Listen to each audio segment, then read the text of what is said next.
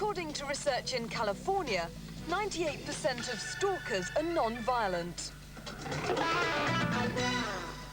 It's well known that the fear of crime is bigger than the risk of becoming a victim. But if you think someone's out to get you, then one security company's only too keen to help. It's selling victims a package of anti-stalking measures. They call it threat management, but be warned, it'll cost you.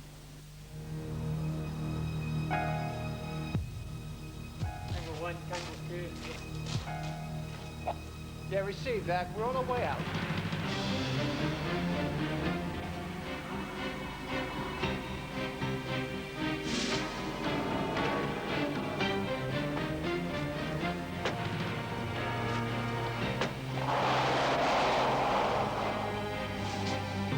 Good, excellent. Well done. Okay. Fire it up. Ready to go.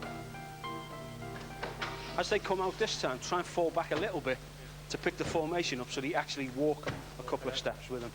Threat management is about dealing with violence and offering a service to victims of violence. Mark Yates runs a private security firm that used to specialise in escorting VIPs. I decided about 5 or 6 years ago that if ever stalking and harassment was introduced as a crime, the threat management would be a good service to offer victims. With the new stalking laws now in place, Mark Yates says he has about 24 clients wanting protection from stalkers. Depending on your budget, there's all manner of options available. We will offer a full management service.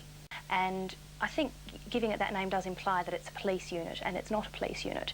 Every week, the Susie Lamplugh Trust give advice to stalking victims.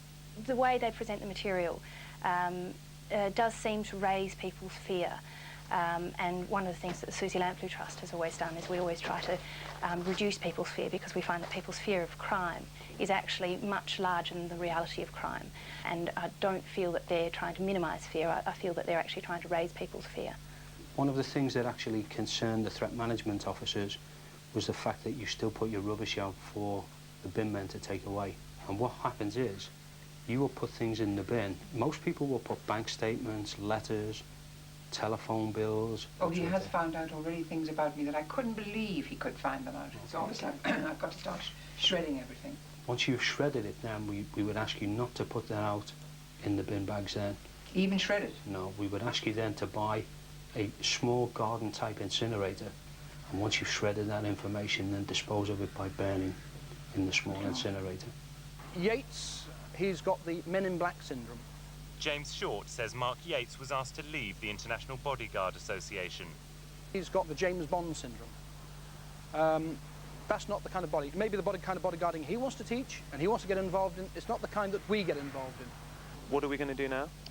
We're going to simulate. Threat management, as it evolved, was primarily around the police and around the judiciary. There is no place in that structure, as far as I can see, for a private company. Unless, of course, what you're actually offering is bodyguarding. And bodyguarding is a very expensive sort of situation to find yourself in.